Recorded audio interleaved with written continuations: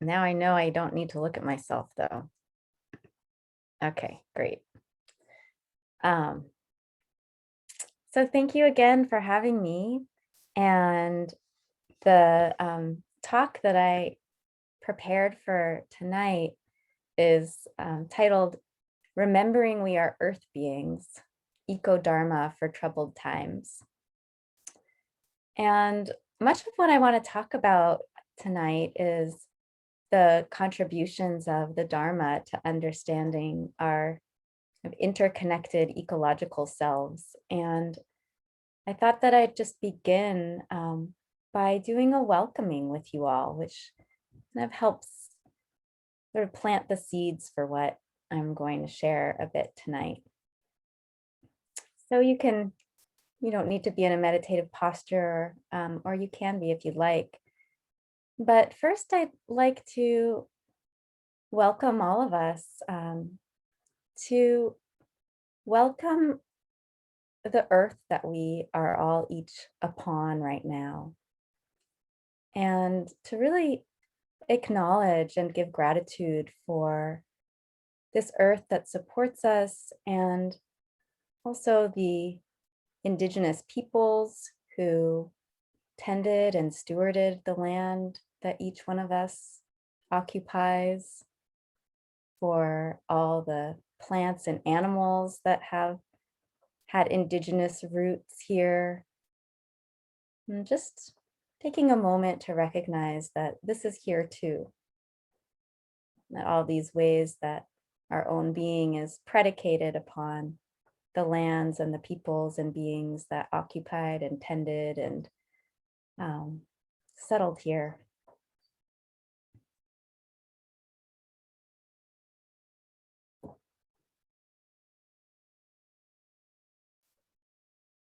And then I'd like to welcome the ancestors. And these can be our own blood lineage ancestors, from whom we are born and have been deeply informed in our cells and bones and beings. And these can be lineage ancestors, our teachers, our guides, those of us who have come before. And take a moment to really honor our ancestors.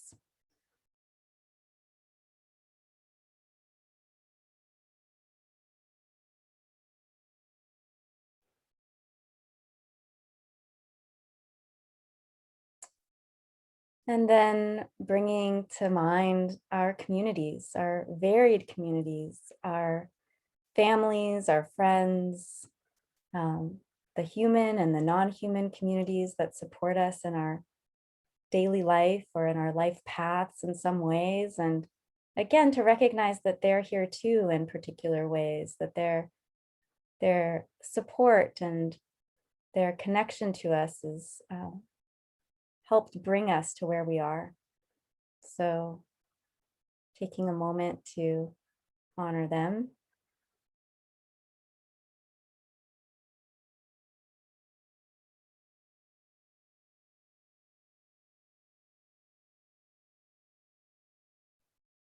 And then finally to welcome in ourselves here. And each one of us who is called to the Dharma and to be here tonight in Sangha, this practice of opening our hearts and cultivating wisdom, responding to the world as wisely and generously and kindly as we can. So really welcoming and honoring yourself here.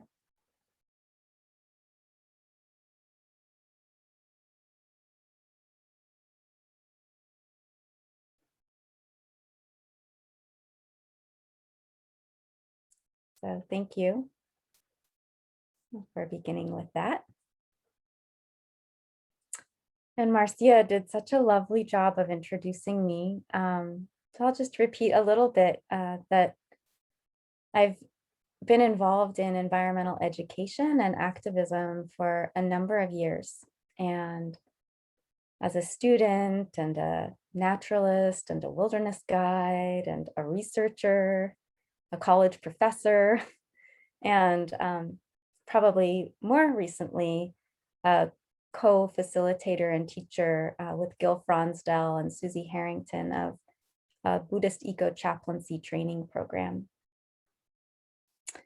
And I've oriented, I'd say, most of my life at this point to around what it is to bring people into connection with what I call this more than human world, and to see more clearly too how these intersecting systems of othering, of separation, colonialism and capitalism and white supremacy, all these dualistic worldviews, which so deeply disconnect us from each other and the earth.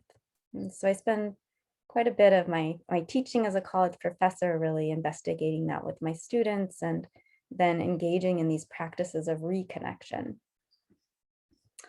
So my talk, Remembering We Are Earth Beings, I'd like to engage with a few different ideas related to what has been coined eco-dharma. And there's lots of different definitions for that, I would say. But just I will summarize my own particular view is that it's a dharma that's really focused on repairing humanity's relationship with ourselves, with one another, and with the earth and this living earth community of which we are a part. And how it is that dharma practice and teachings can really help us recognize our interdependence. And then how this habit of separation and this path to belonging can really be seen and engaged with in both our inner and our outer worlds. So these are the some of the topics I want to cover tonight, and it's a huge, vast area for me. I mean, it's a half an hour talk is not going to do this justice. It's going to be a little smidgen, but I hope that what I share will kind of be, provocative and will penetrate something in you all, and if at least some questions. So here we go. So I wanted to begin, well, I've begun a lot of different ways now, but I'm going to share a pretty famous quotation from Dogen, a Japanese Buddhist priest who founded the Soto school of Zen in Japan. He wrote, "To study the Buddha way is to study the self. To study the self is to forget the self. To forget the self is to be actualized by myriad things." So in the guided meditation that I just led, I invited us to drop into this lived experience of the elements. And this is a practice that the Buddha taught practitioners in the Satipatthana Sutta.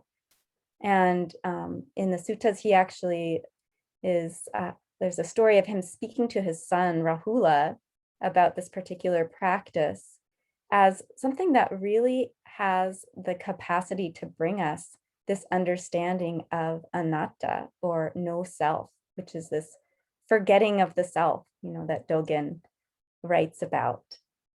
And the Buddha is attributed to have said, Rahula, any form whatsoever that is past, future, or present, internal or external, blatant or subtle, common or sublime, far or near, every form is to be seen as it actually is with right discernment as, this is not mine. This is not myself. This is not what I am. There are these 5 properties, Rahula. Which 5? The earth property, the water property, the fire property, the wind property, and the space property. And I didn't lead us through a space property, just to let you know. And in the sutta, the Buddha breaks down each one of these properties, each one of these elements, and revealing this self as simply the property of all these elements, this physical self, that there's the earth, there's the water, there's the fire, the wind, and space. And none of these are me, mine, or myself. So there's a way that in really um, kind of understanding and really feeling into the elemental reality of this lived body's experience, we can cut away some of the preconceptions we have around having this fixed, stable sense of self.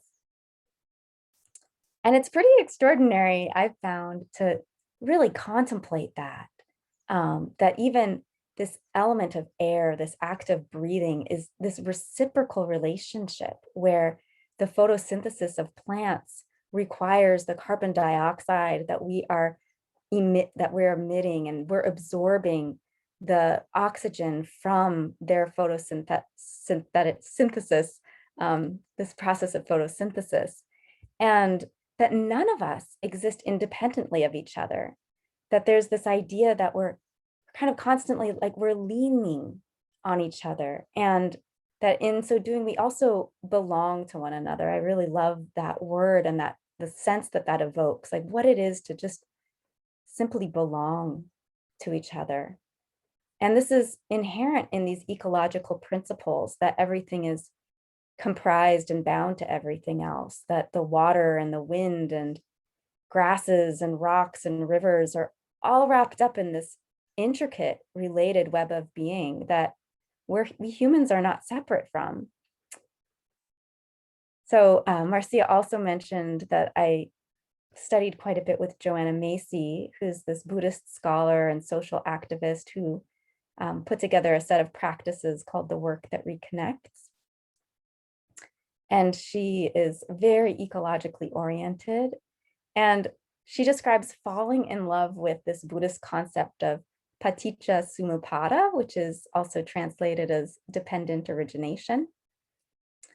And I'll kind of unpack that a little bit in a moment here. But she fell in love with this after really discovering how aligned it was with what she saw as these interdependent, self-organizing, open systems in ecology, these ecological systems. And she wrote in one of her first books, World is Lover, World is Self, "No philosophical tenet has had more impact on me than paticca samuppada, confirming an intuitive sense I've always felt of the interconnectedness of all beings. This doctrine has provided me ways to understand the intricate web of co-arising that links one being with all other beings, and to apprehend the reciprocities between thought and action, self and world. It has led me to see that even my pain for the world is a function of this mutual belonging, like a cell experiencing the larger body. Most recently, I encountered paticca samuppada in the field of ecology, a way of thinking and seeing that takes the logical step of moving beyond anthropocentrism in recognizing the interdependence of all life forms." So this process of dependent origination is sometimes said to be the heart of all of the Buddhist teachings. And one view in approaching it as a kind of conceptual study and experience is that it helps us to see through and into the causes and conditions to better understand rebirth and karma, the concept of karma. But another view that I'm orienting this talk around is as a way of understanding what really happens in our own world, inwardly and outwardly, on a moment-to-moment level. Because it really describes how no beings or phenomena exist independently of other beings and phenomena, that we're this result of ongoing causes and conditions, and that the world we experience and live in is constantly being created in every moment.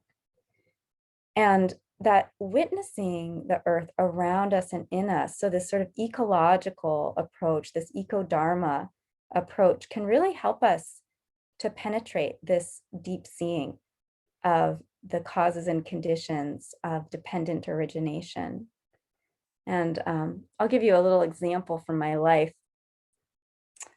But when I was a teenager, I was pretty misanthropic and angry. I was quite upset with the ways in which I was seeing all this needless suffering in the world, and very confused about what was happening, and how helpless I felt in the face of it all. And um, at 15 years old, this is its own story, but I was basically invited into a nature-based druidical training. And I began to spend my weekends with someone from this circle of druids, and we would run barefoot on these trails in the mountains behind where I was living, and spend time in, a lot of time in the cold creek water. And it was a very elemental practice, and learned to listen to red-tailed hawks and coyotes, and was really developing this deep appreciation and love for the mystery and complexity and magic of this natural world. And in many ways, I consider nature to be my first Dharma teacher. And it really rescued me from this cynical numbing that I was sort of plunging into as an adolescent.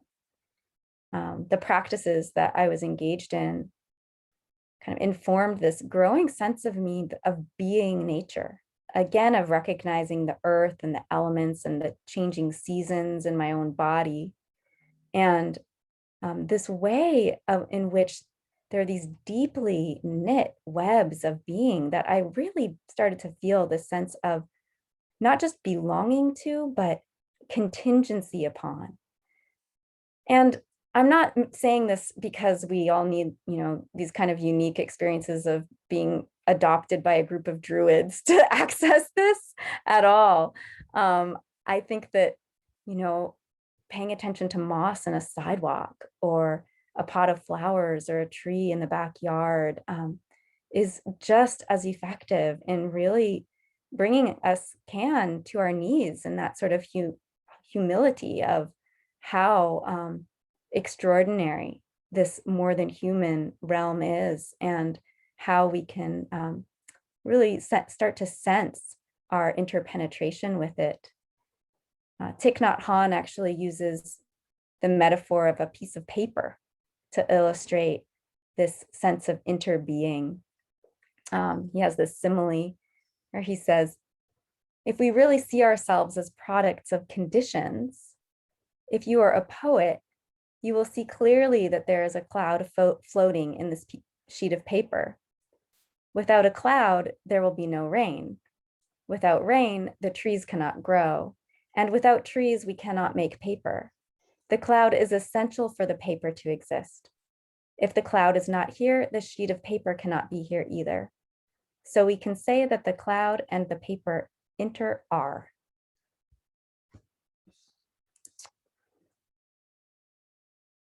So I'm kind of trying to paint this picture for you of how the practice of being in nature, and both recognizing ourselves as nature, can help pull us from a delusion of separation in our own lives and into a greater sense of belonging. And a sense too that freedom from suffering is not found separate from the process of dependent origination, of these causes and conditions. So it's not a question of transcending the process to find this another dimension, or that we can be free. It's not about being able to disengage from our local ecologies, but instead, freedom is actually found in this process of which we're part. And part of that means understanding or using the grist of the difficult, of what it is to be in these complex, unpredictable webs for our own awakening. So to really be in the trouble of it. And I also want to just add that this wisdom of interbeing, and although not perhaps articulated in the Buddha's language of dependent origination, it shows up in many traditions. Of many indigenous knowledges and worldviews rest upon these notions of interbeing, of kinship, of reciprocity. Um, Perhaps some of you are familiar with Robin Wall Kimmerer. She's a Potawatomi Nation member, and she wrote this book, Braiding Sweetgrass, and she writes so beautifully about reciprocity and the more than human world. And I highly recommend it if you haven't read this book. But one quotation that I pulled from it is, "It is not enough to weep for our lost landscapes. We have to put our hands in the earth to make ourselves whole again. Even a wounded world is feeding us. Even a wounded world holds us, giving us moments of wonder and joy." And there's a way here that she's weaving in both the dukkha and the sukha. There's the suffering of what all that we've lost, especially when we open our hearts to love. We're so much more available for grief. But that even this wounded world is feeding us, that even it gives us moments of wonder and joy.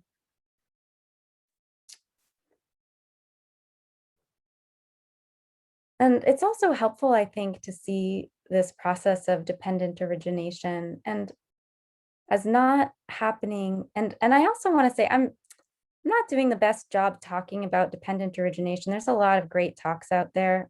I'm very much blurring it with these ideas of interbeing and eco-dharma. So I hope that you'll be patient with me on that front, and please do some good dharma reading for more sophisticated analyses of this really exquisite and complex process.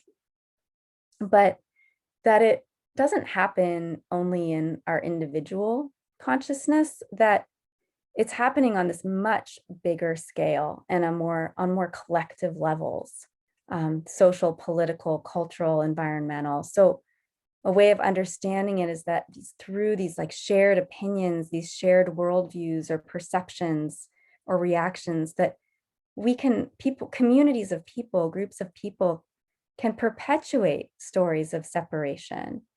And we can see this in these oppressive systems that play out in hierarchies between humans, between genders, between humans and nature, between different races.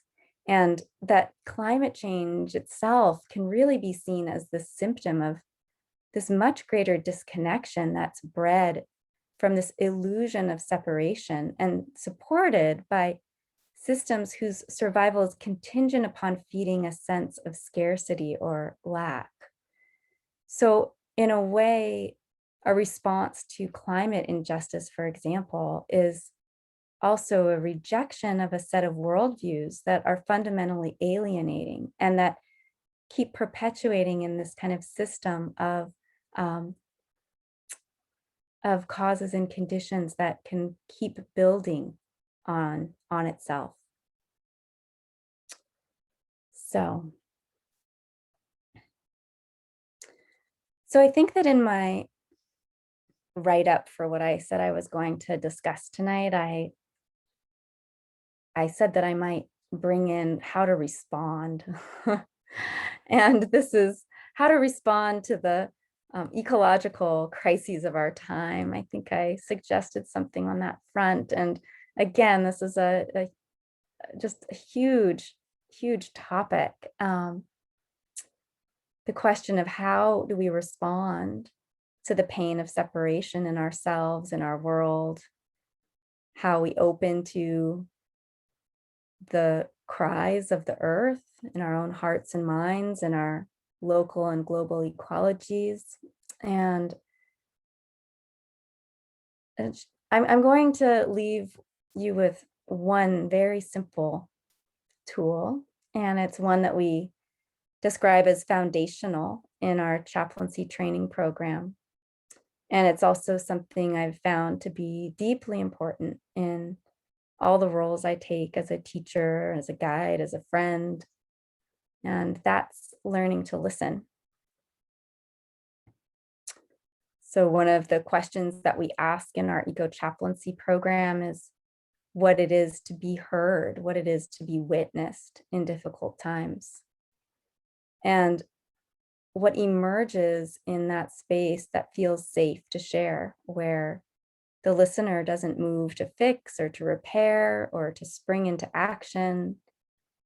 And I work quite a bit with young people, with college students, and I've learned so much from them that holding a space of just kind, open attention, that the stories that they've told me of young women sharing their ambivalence about having children, and others who don't see a future for themselves after graduating from college, and others sharing dreams for creating these new sustainable communities, and so many like reflecting on what it is to grow up in a world where the future feels precarious.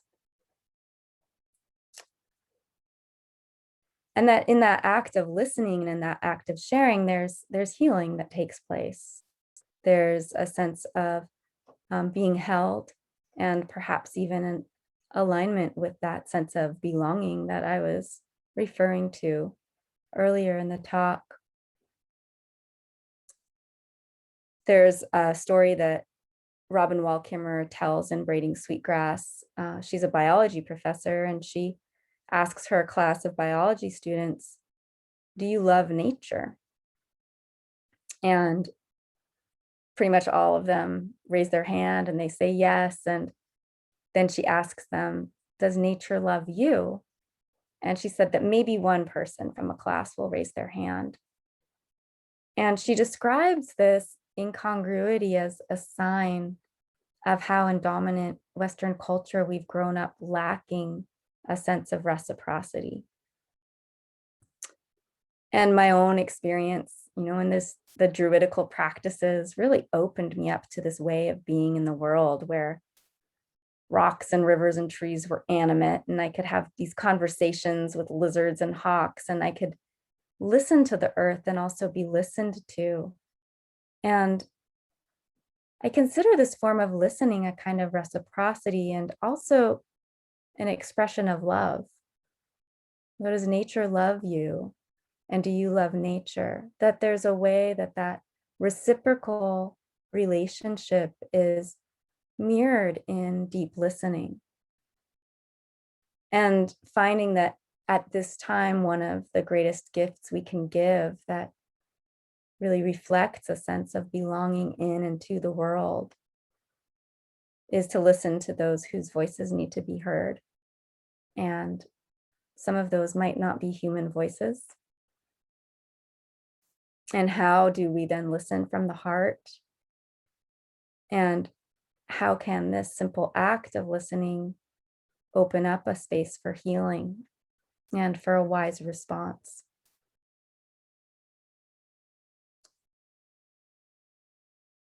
So our meditation practice, our practice of sitting, it really gives us these tools to listen. We're really gifted with these instructions to attend to what's here, and that can be both what nourishes and inspires us, and also the painful dimensions of experience. Opening to all these various aspects of the dukkha and really expanding our capacity to be with the difficult. And then also expanding our capacity to be with the awakened qualities of mindfulness and equanimity and kindness and wisdom. The Buddha said that we also need these resources, these ways of gladdening the mind. And I think quite often about what it is to really be with the more than human, what it is to be in nature. And again, whether that's a moss in a sidewalk or a potted plant, but to really allow ourselves to be inspired by the magic of this world that can be so beautiful and so unpredictable and mysterious, like deeply, deeply mysterious.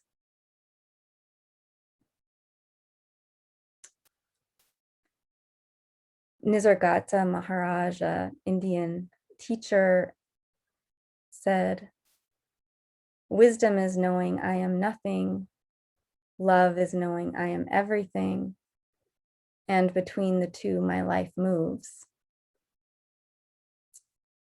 And perhaps we can think of this talk as something that might point to or gesture towards the profundity of the statement, as we can experience our own selves, recognizing the ways we are comprised of nature and elemental processes, of this product of causes and conditions, everything leaning on everything else, as empty of fixed form, of empty of inherent self. And then also open to this sense of belonging to all of life. Like, what is it to really, in knowing that we're constantly leaning, that there's no separation from it, and the love that can come forth from that insight, from really resting in that deep sense of belonging.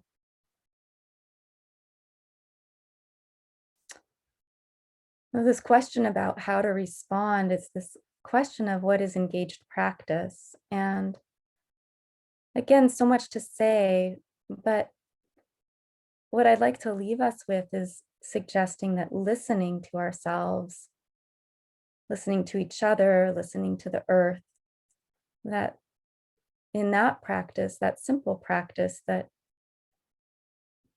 can be a real doorway into the ways in which we're called to participate in what Joanna Macy calls this great turning towards a life-sustaining society.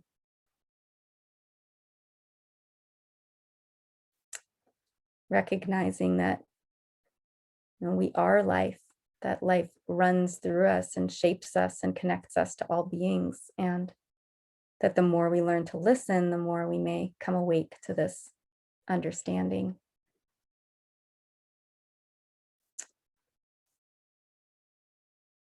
So I'd like to end with a poem written by Rilke and translated by Joanna Macy.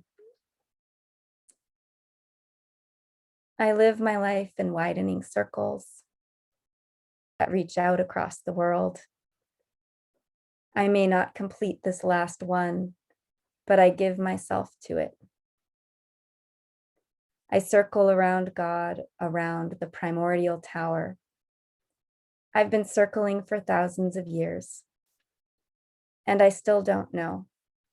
Am I a falcon, a storm, or a great song?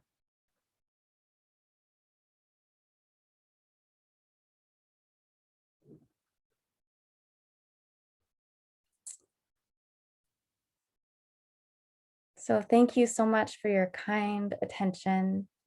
And we have some time for discussion, and I'd love to hear from you. Any questions or insights or provocations or suggestions are welcome.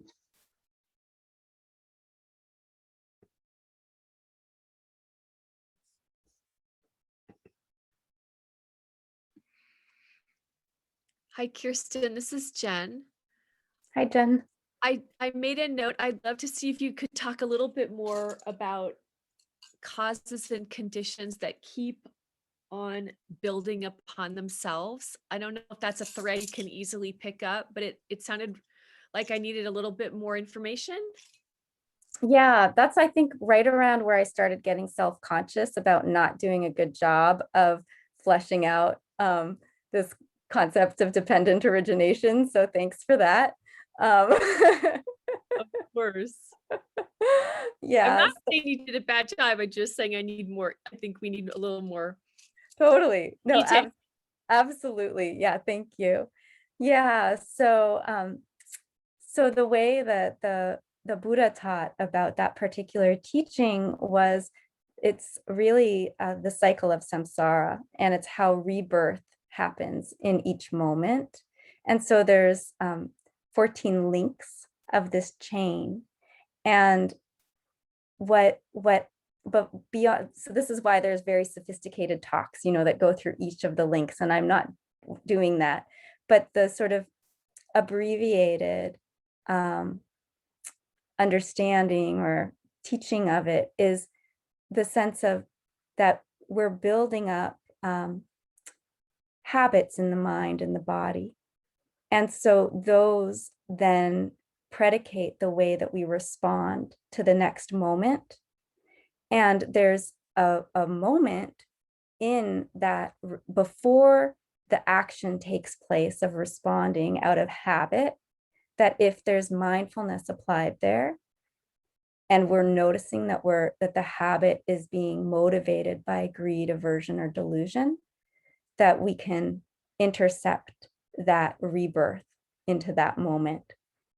So that's where it turns into a kind of karmic or samsaric description of how we continue to go through the same habits of creating a self over and over again, that um, we're motivated by this sense of lack of, and we grasp to fill that lack. And in doing that, we're solidifying a sense of self. So I was very briefly trying to make a connection between that experience on an individual level and on a societal level, that there's ways in which the systems that we're part of and the kind of shared cultural understandings perpetuate this kind of leap from a sense of lack into grasping and into recreating or resolidifying a self that will always be lacking in some way. So like consumerism, I think, is one good example where, we're taught from very early ages through advertisements and all sorts of things that we're not enough, that we need the next car or the most beautiful this or the most beautiful that. So there's a sense of lack that we've learned quite early through this particular system, this cultural system, and that we continue by reaching ahead to get the next thing, solidify that particular worldview of lack that needs to be fixed by purchasing something.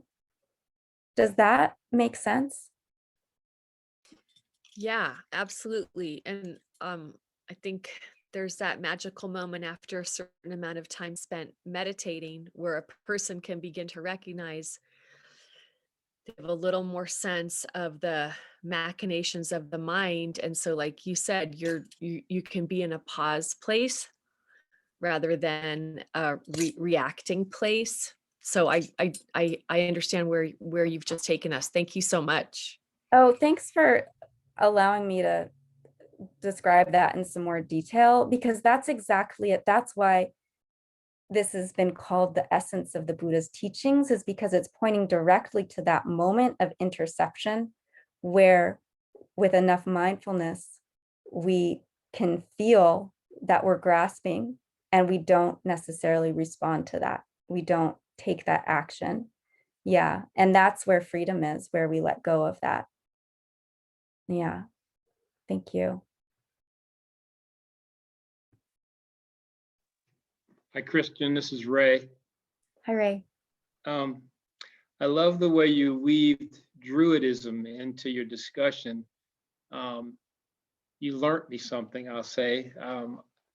I'm very interested to pursue a little bit more study on it because it's a very close comparison to the Native American, the indigenous here in America. And all of this connects together in that,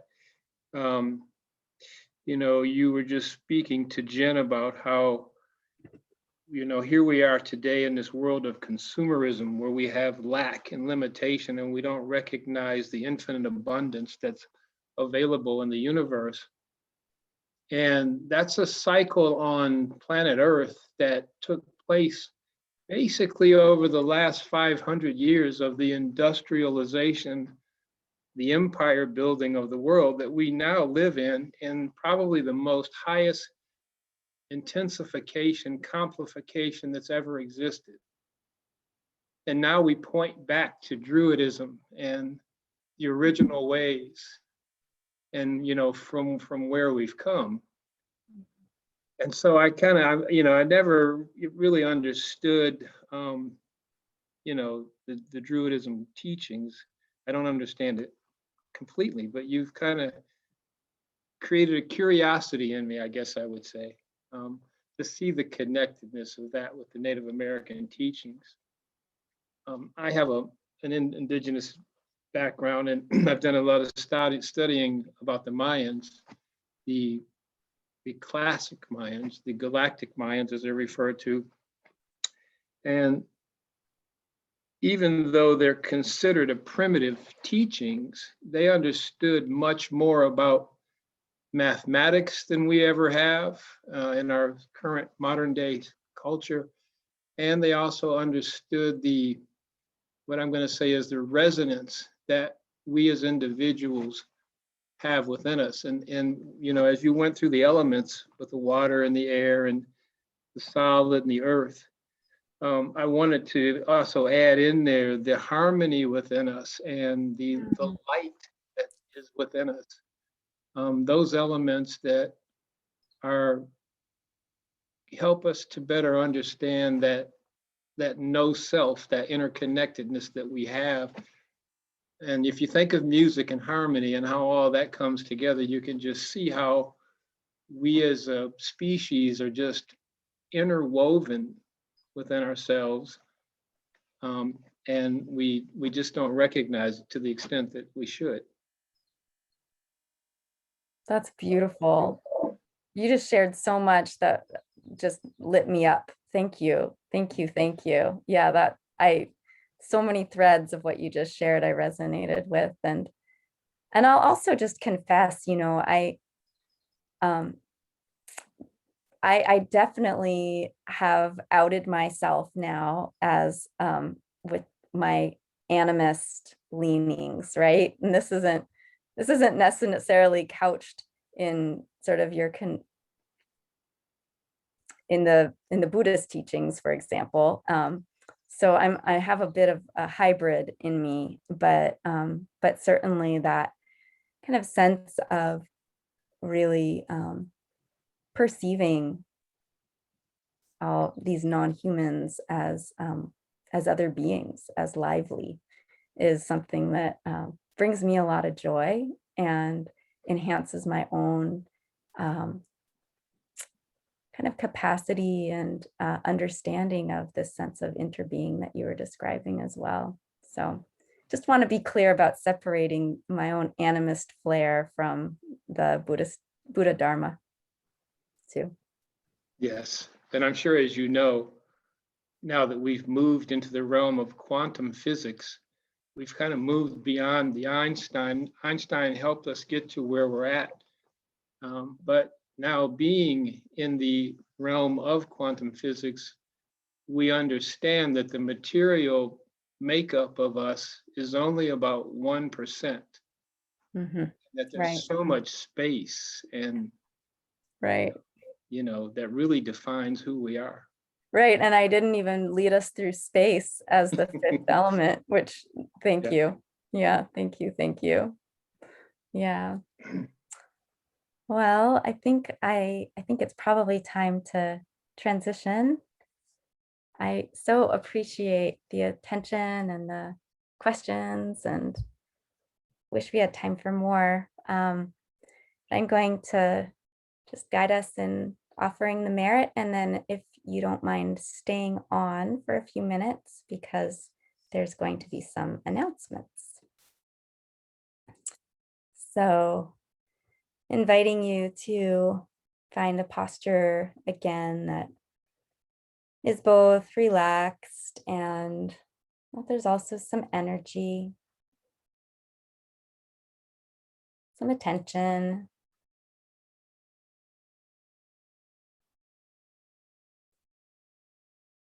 And perhaps beginning even tuning back into the elements of the body and all the additional elements that Ray mentioned.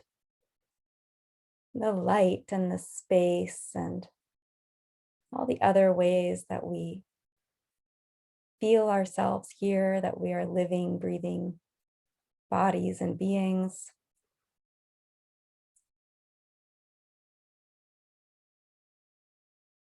And perhaps inviting some gratitude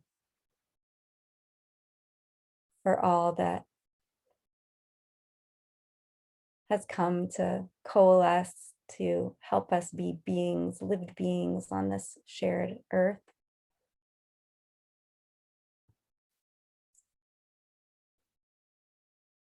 And all the communities and ancestors and human and non-human beings that support us in visible and invisible ways.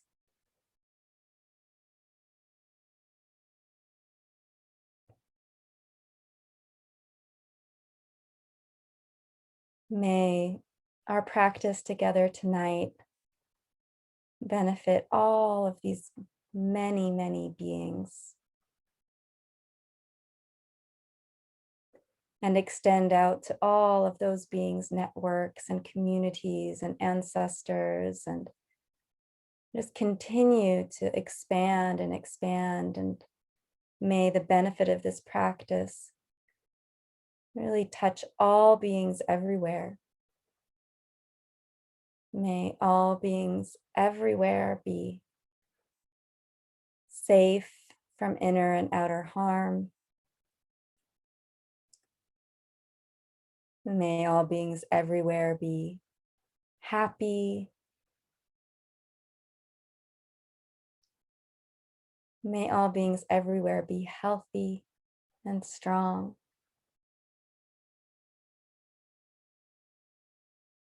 May all beings everywhere rest in deep peace and know ultimate freedom.